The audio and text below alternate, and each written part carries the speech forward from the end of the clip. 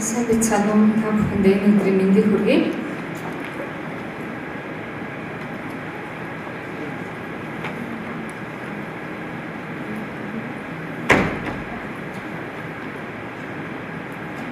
За тэгэхээр өнөөдөр би насан туршидчдын судсан татварх одоо төрөлхийн ажгийн эмчилгээний дараах хяналт хүндрэл гэрээ эмчилгээний тухай одоо та бүхэндээ төвч танилцуулна.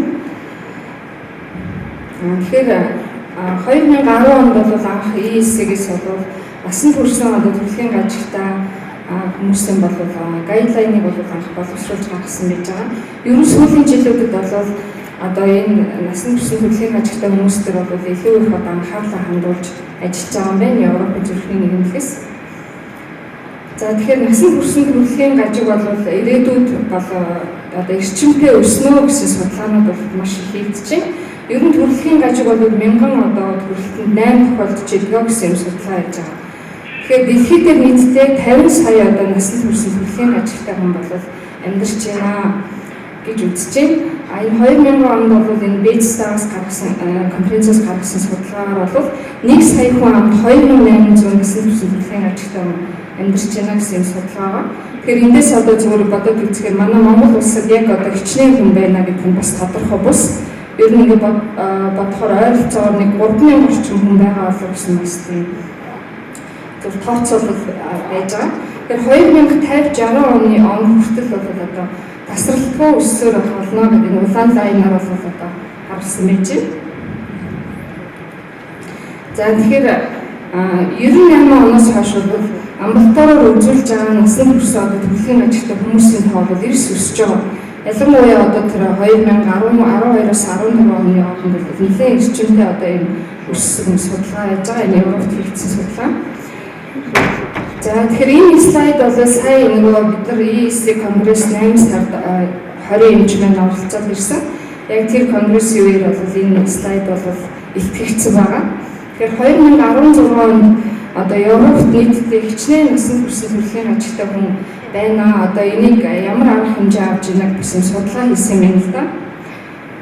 За энэ бол одоо нийтдээ 223,056 одоо насан туршсан төрөлхийн ажигтай Европт амьдарч байна. За тэгээд энэ хүмүүсийн тоо маань ихсээд байхаар эмч бол нөгөө нэг өвчтөн зарцуулах бас эмчийн цаг зав бол ачаад ихсэж байгаа. За тэгээд нийтдээ Европт одоо 93 зүрхний насан туршсан төрөлхийн ажгийн төв бол ажиллаж байгаа.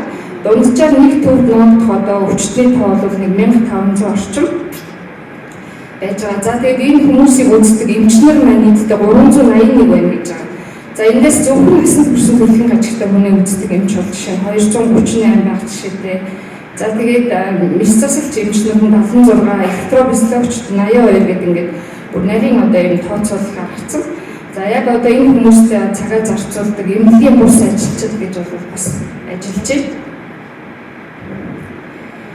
За тэгэхээр энэ слайдаар гол нь одоо юу хэлэх гэсэн бэ гэхээр ер нь бол төрөлхийн ажиг бол мэдээж эхлээд клиник шинж тэмдгээр онцлогддог. Дараа нь бид нар их чагнах ёстой шүү дээ. Тэгээд чагнаа. За тэгээд багжийн шинжилгээндээ бол явуулна. Одоо шинжилгээ хийсний дараа эмчилгээний асуудлыг бол нарийн тодорхойлж өгөх хэрэгтэй болдог. Тэгэхээр төрөлхийн ажигтай насан туршсан өвчтөнд бол одоо багийн үйл ажиллагаа маш чухал юм аа. Одоо хөдөө орон нутгаас бид нар руу хүнээ явууллаа. Бид нар шаардлагатай тохиолдолд улаан явах хийн. За тэгээд судсан дотор одоо бүглэх боломж байна уу? Нийлдэм мэс заслах залттай байна гэдгийг тодорхойлдог. Тэгэхээр одоо аймаг орон нутгийн эмчнэр мэс заслын эмчнэртэй бол хамтарсны багийн үйл ажиллагаа хийдэг. За тэгээд ер нь бол одоо насан туршсан төрөлхийн ажгийн одоо алтан стандарт эмчилгээ нь бол мэс засал эмчилгээ хийдэг ч гэсэн одоо унтуулга их шаарддаг, эрчим эмчилгээ шаарддаг. За тэгээд эмнэлэгт их олон оног хэвтдэг.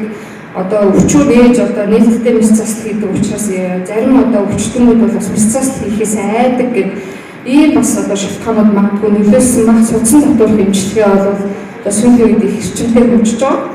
1976 онд бол энэ Кинг Мейснаар бол анх тусгай хоорондын таслагчийн цорхоо одоо судсан татвар бүгэлж ирсэн байна. За тэгэхээр насан туршсан хүмүүст бол одоо тусгай хоорондын таслагчийн цорхоо, хоол хоорондын таслагчийн цорхоо, за одоо нунаг буюу артерийн битүүрийн бүр цорхоо, аортын коктаз, биштэний аномали, за тэгээд том судасны буруу оролтууд зэрэг гажууд бол илүү их тохиолдож идэв юм байна. Тэр дэлхийд дээр бол ер нь тусгай хоорондын тэслэгчийн цорхон одоо ажиллагаа эмчилгээний тал дээр бол илүү их судалгаанууд хийгдсэн байж байгаа. За манай дээр бол одоо тусгай хоорондын тэслэгчийн цорхог бас олон хүнд бол цэцэн дотор дамжин сүрэмжмэн бас бүгдсэн юм тохиолдлууд байж байгаа. Тэгэхээр энэ дээр цорхон хэлбэр бүтцэн өөрөө бас их олон янз байж байгаа учраас 3D бол бас одоо ажиллагааны бас чухал гэж холбогдолтой болж байгаа юм. За тэгээд дэлхийн нийтдээ одоо насан туршийн төрөлхийн ажилтаа одоо судсан татвархын дараах одоо ажлууд бол хийж байна. Одоо цорхонуудыг бөглөхөөс гадна уушигны артерийн нарийсалтай, аортын одоо нарийсалтай тохиолдлыг бол баллоноор тэлэх, стенд тавих, за тэгээд судсан татвар хавхлах, суулгах гэх одоо дэлхийд бол энэ судсан татвар ажлууд бол маш их өндөр одоо хөгжиж байна. За тэгэхээр энэ бас Европын нэг зүрхний төвдөр хийгдсэн судалгаа яаж байгаа. Жишээ нь 1977-аас 89 оны хооронд бол судсан татвар хэмжлэг огт хийгддэггүй байж байгаа. 90 оноос хойш бол одоо дэлхийн одоо улсуудад хийгдэж ирсэн байна. За тэгээ 2003-аас 15 оны хооронд бол хамгийн их эрчимтэй хөгжсөн буюу хамгийн одоо өндөр хийгдсэн ажлаар бол одоо PDA closure буюу NAPIC судсан татвар бөглсөн. Тэгээ ESD гэдэг ингээд маш олон ажлуудыг бол хийсэн байна. За тэгэхээр Европын түрүүний хийсэн 10 оны гайдлайнаас бол тусгай хоорондын таслагчийн цорхог судсан татвар бөглөх одоо заалт шалгуур гэж гарсан байна. Тэгэхээр энэ дээр мэдээж баруун худал тусгуурын одоо эзлэхэн ихсэн. За тэгээд эхо дээр кубик вэсийн харьцаа 1.5-аас дээш болсон. Хэрвээ одоо уушигны артерийн даралт 50 мм мөнгөсний багнаас дээшээ байгаад за тэгээд эмч маань өөрөө жоох эргэлзээтэй байгаа тохиолдолд заавал одоо катетрийн аргаар уушигны судасны даралтыг бол тодорхойлно гэж байна. За тэгээд катетрийн аргаар тодорхойлоход уушигны судасны даралт бол одоо 5 үүд юнит нэгжээс бол ихссэн байх юм бол энэ эсрэг заалт болно. За мэдээж Эйзенмингер синдром үүссэн тохиолдолд бол бас хийх боломжгүй болчихж байгаа. За зайлшгүй нэг судасны татвар бөглөх заалт нь болохоор одоо гинтийн эмбол үүссэн эмра шинжилгээгээр тархинд одоо гинтийн эмбол үүссэн тохиолдолд бол одоо заавал бөглөх тийм одоо шалгуур болчихж байгаа. За тэгээд тусгай хоорондын таслагчийн цорхог одоо хамгийн дээд нь 3.8 см буюу 38 мм хүртэлийг бол одоо бөглөх боломжтой. За ер нь бол энэ аортын одоо ирмэг дутуу байх нь одоо эсрэг заалт юм а гэдэг ингээд яриад байдаг. Тэгэхээр ер нь энэ бол одоо туйлын эсрэг заалт биш юм а гэж дэлхийн нийтэд үзэж байна. Тэгэхээр бид нар энэ ирмэгийг бол ампласаар тавих юм заавал улаан яхаагаар бол тодорхойлдог. Тэгэхээр аортын ирмэг дутуу байгаа тохиолдолд бол маш сайн бодолцоод одоо болцсон техникийг ашиглаад нэлээд туршлагатай одоо тийм оператор бол ампласарыг одоо маш сайн байрлуулж одоо чаддсан байна. За тэгээд энэ posterior цорхооныхоо иргэдүүдийг яриад байгаа шүү дээ. Цорхон одоо posterior болон superior vena cava, inferior vena cava талын иргэдүүд одоо хангалтгүй байх юм бол бас одоо ампласарыг туршлагатай оператор бол бүрэн байрлуулж чадчихсан юм тохиолдол байж байгаа. За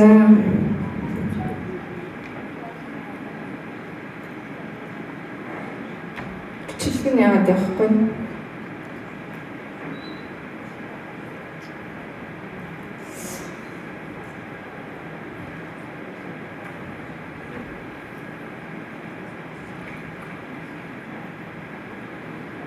Бичлэг нь явахгүй нэг болов.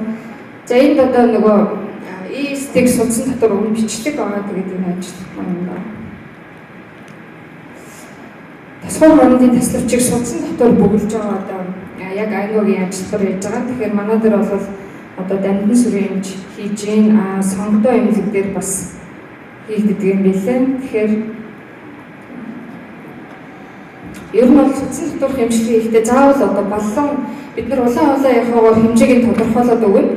Тэгээд яг эмчилгээ хийхээ өмнө заавал баллоноор дахиад хэмждэг. Тэгээд баллоноор хэмжсэний дараа бас нөгөө цоорхон хэмжээ нь бас 1-2 мм-аар хэлбэлцэх ч юм уу одоо тийм тохиолдол бол гардаг байгаа.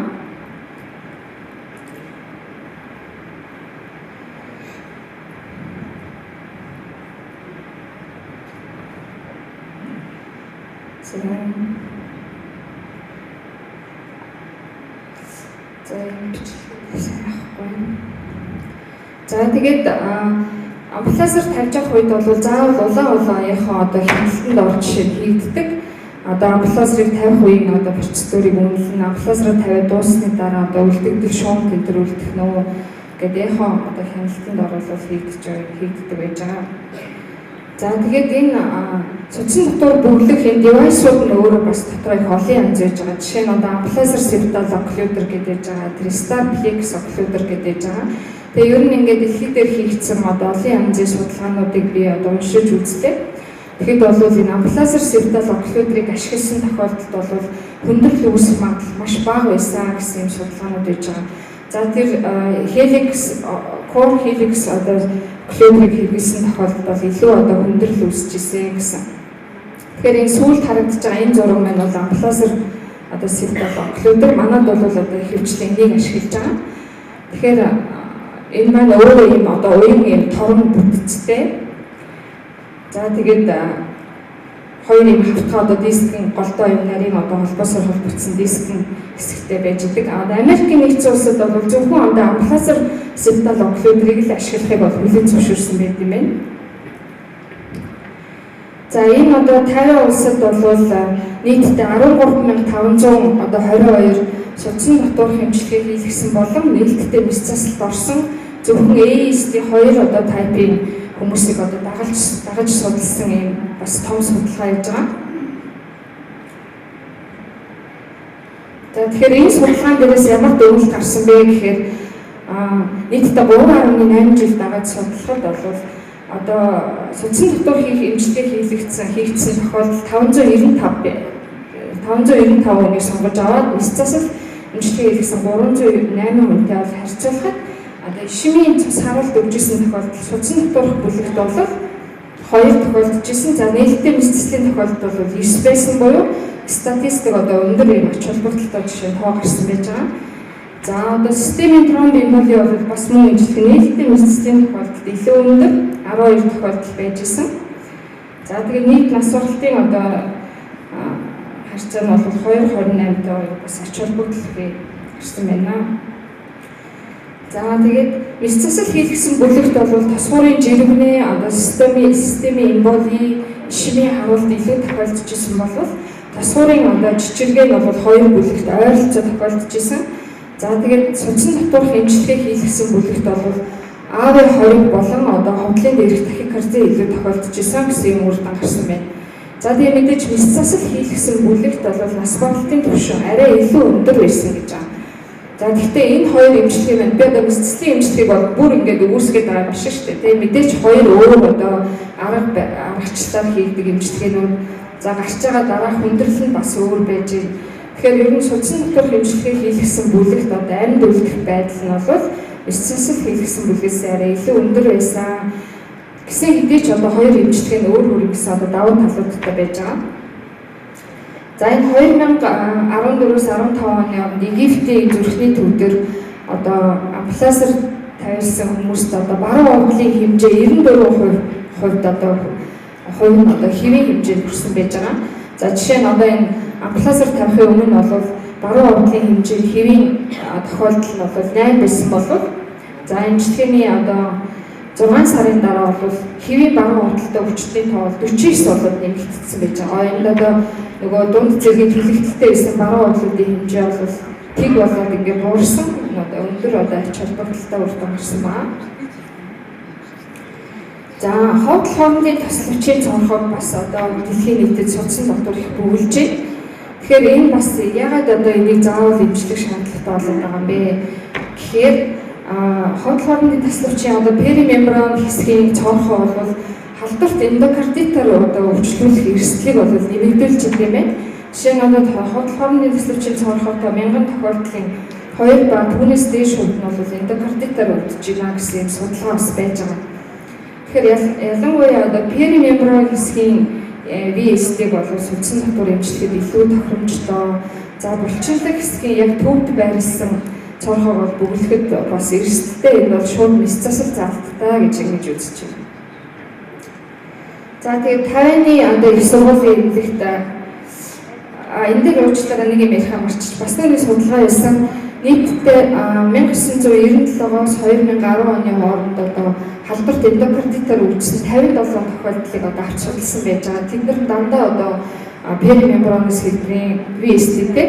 За тэгээд тэр хүмүүст яагаад халдварт эндокардитаар өвдөд байна гэсэн чинь ер нь нийт одоо тохиолдлын 36% нь бол шалтгааныг олж чадаагүй юм билээ. За нэг 25% нь бол шүдний процедур хийлгэсний дараа одоо халдварт эндокардитаар өвдсөн байна. За бусад тохиолдол нь бол одоо өөр катетер тавих ч юм уу өөр ажилтнуудаас холбоотой байна гэж үзээд тэгээд ер нь одоо VSD-тэй хүмүүст одоо шүдний ажилбар хийх гэж байгаа тохиолдолд бол бас тусгай их менежмент эдгээр шаардлагатай байна гэж ингэж үзсэн юм байна. За тийм 51 их сургуулийн эмнэлэгт одоо худал хоорондын тасалбарчийн цонх одоо мембран хэсгийн цонх одоо 112 тохиолдолд одоо судсан татварх эмчилгээ хийсний 109 хүнд нь бол маш одоо амжилттай болсон. 3 тохиолдлын нэг нь бол одоо гол судасны хавхлын баруун дотмын хавцс дээр пролапс үүсчихсэн. За тэгээд 2 тохиолдол нь бол амплаасаа бүлэнгээр бөглөрчихсэн гэсэн юм одоо хүндрэлүүд гарч ирсэн байна. За тэгээд перимембран хэсэгт одоо амплаасаар тавих тохиолдол гол судасны хавхланд бол илүү одоо анатомийн бүтцээр илүү ойр байрлаж байгаа гэдэг утгаараа бас хүндрэл гарч ирсэн юм байна.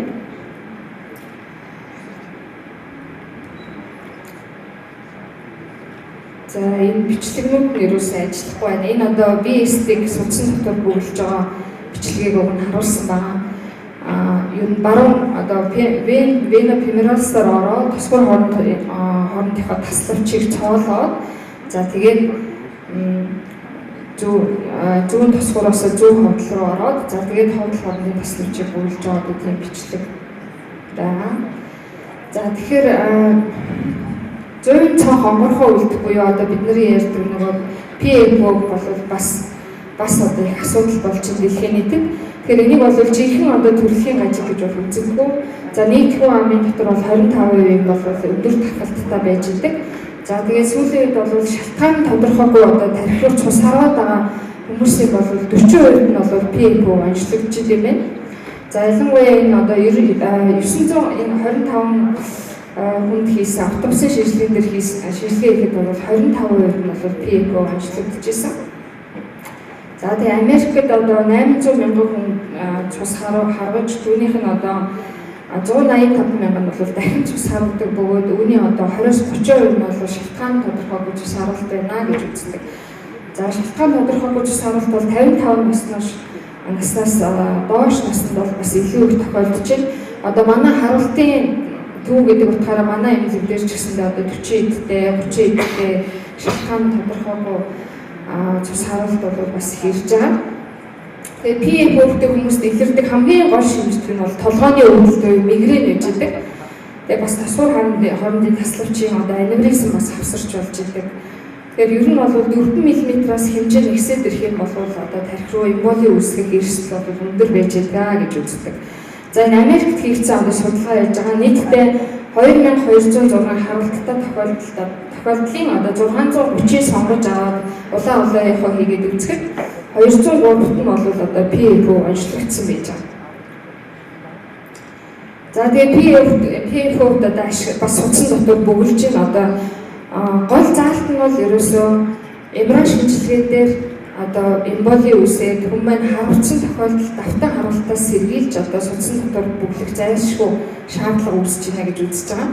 За тэгэхээр энэ Америкт хийгдсэн нийтдээ PFO closure хийгдсэн 3819 тохиолдолд бол анх харуулах эрсдэл нь 0.45%-тай за дахин харуулах эрсдэл 0.85%-тай байсан гэсэн юм үр дүн гарсан бөгөөд одоо PFO closure нь эмийн эмчилгээнээс одоо илүү үр дүнтэй байна гэсэн гэж үзсэн байна. За энэ одоо PFO яг нөгөө нэг PFO-ийн хэсэг дээр бүлэг үүсээд яг одоо тархи руу юм уу эсвэл системийн эмбол үүсгэж байгаа тэр бичлэгийг анимашн байдлаар уг нь харуулсан бичлэг байж байгаа. За тэгээд тархи руу цус харвахаас гадна өөр бусад эргэтэн системийн өдрөгч юм одоо эмболи үүсгэх эрсдэл бол PFO-тэй хүмүүст бол өндөр байж идэг. За тэгээд судсан дотор хэмжлэгийн эсрэг заалтууд гэж байна.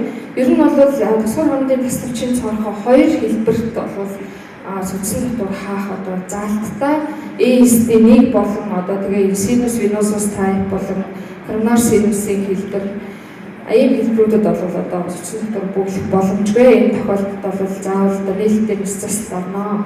Дээрээс нь уушгины вены аномалитай байх юм бол бас одоо судасны дотор бүглэх боломжгүй. За тэгээ түрүү хэлсэн нөгөө катетрийн аргаар уушгины артерийн судасны эсрэгүүцлийг тодорхойлоод 5 нэгжээс одоо дээшээ байх юм бол бас орох заалтгүй. За Америкийн удирдамжаар бол энийг 8 нэгжээс дээшээ байх юм бол одоо заалтгүй гэж үзсэн гэдэг юм лээ. За тэгээ нэг сарын дотор sepsis авсан. За өмнө нь суулгаж ирсэн одоо pacemaker ч юм уу ямар нэг device нь одоо халдвар авч ирсэн. За тэгээ эмчлэгдээгүй хотоодны хүн шахах байдаг юм уу? Цус алдалт одоо зүрхний эхоор одоо хөндий хэсэг бүлэнтэй байх тохиолдолд бол одоо эсрэг заалттай. За тэгэхээр хяналтыг болохоор эхний 24 цаг 3-6 сар 1 жилийн хугацаанд бол одоо үргэлжлүүлэх шаардлагатай. За тэгээд эмч маань өөрөө хүнийг хянаж байгаад одоо шаардлагатай тохиолдолд хяналтыг үргэлжлүүлнэ.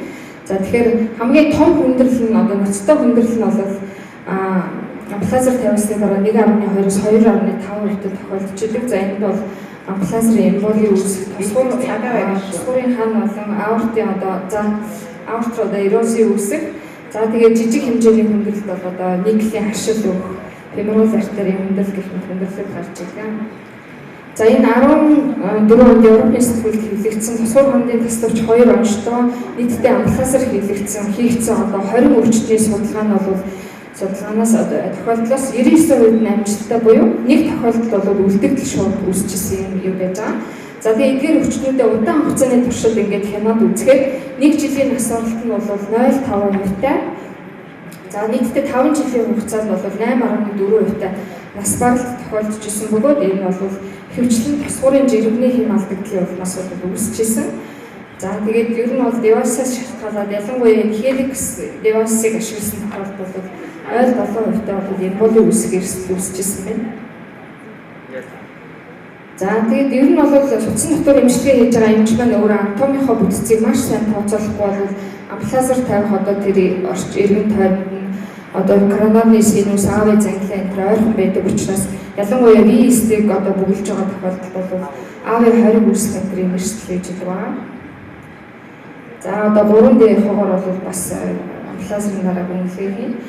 За тэгээ эндээс гарсан одоо миний гол санал өгөх нь юу гэхээр нийтдээ Монгол улсын одоо хэмжээ насан турш төлөвлөлийн ажилдаа хүн амын тоо бол тодорхой одоо биш байна. За гадаадын судалгаа 1 сая хүн амд 2800 гэж тохиолдож байгаа учраас одоо энэ судалгаа байгаа учраас нийтдээ насан турш төлөвлөлийн ажилдаа бүх хүнийг одоо эрт илрүүлж эмчилгээний асуудлыг эрт шийдэх нь энэ чухал байна. За нийтдээ Монгол улсын хэмжээнд манай одоо улсын 3 дугаар төвийн эмнэлэг болон сонгогдоо эмнэлэгт 100 орчим одоо судасны дотор хэмжлэгээ хийгдсэн байт юм байна. Тэгэхээр эдгээр хүмүүс бол одоо бас бүрэн гүйцэд одоо хяналт байхгүй, зарим нь одоо ерөөсөө ингэж үзүүлдэггүй хаана явж байгаа одоо бүү мэд юм байгаа. Тэгэхээр энэ хүмүүсийг бол маш сайн бүртгэлжүүлж одоо ингэж энэ хянах шаардлага бол байж байгаа. За тэгээд зүрхний төвийн эмийн кардио дээр бол өнгөрсөн 2 сараас хойш нийтдээ насан туршийн төлөвлөлийн ажилдаа өвчтнүүдийн бүртгэлийг үүсгээд за одоо мэс заслын өмнөх листэнд нь бол 101 хүнтэй, мэс заслын дараах листэнд 40 өвчтөд одоо бүртгэлтэй ээж. Тэгэхээр цаашдаа эмийн кардио програмынхаа одоо ашиглалтыг илүү нэмэгдүүлэх шаардлагатай. За Баян Улсын аймаг болон Баян Хонгор аймагуудын зүрх судасны эмчнэр бол хамгийн одоо сайн өвчтөд бүртгэж оруулсан байж байгаа. Бусад аймагуудын эмчнэр маань ч гэсэн одоо бас оруулж байгаа. Тэгэхээр эмчнэр маань утсаар холбогдоод хүмүүсийн одоо эмчилгээний асуудлыг бас сайн шийдэж байгаа. За тэгээ бас нэг санал гэх юм бол одоо манай эмнэлэг харуултын төвтэй гэдэг утгаараа харуултын тасалд одоо 55-аас доош наснда одоо тархиндаа эмболи үүссэн шалтгаан нь одоо олдохгүй байгаа. Тэр өвчтнүүдэд одоо цаг заваа бид нар одоо зарцуулаад өгнө боломжтой бол тийм шинжилгээг одоо хийж хэвших хэрэгтэй. Төрөний хийсэн одоо PEPO байна уугүй юу? Энэ хүн магадгүй дахин харах уу яах уу гэдэг одоо энэ тооцооллыг бас гаргах шаардлагатай байна. За тэгээд судасны дотор хэмжлэгээний одоо үр дүн бол бас яваасаас шалтгаан хамааралтай байд юм байна гэсэн санал өгүүлж өгсөн. Анхаарал тавьсан явдал баярлалаа.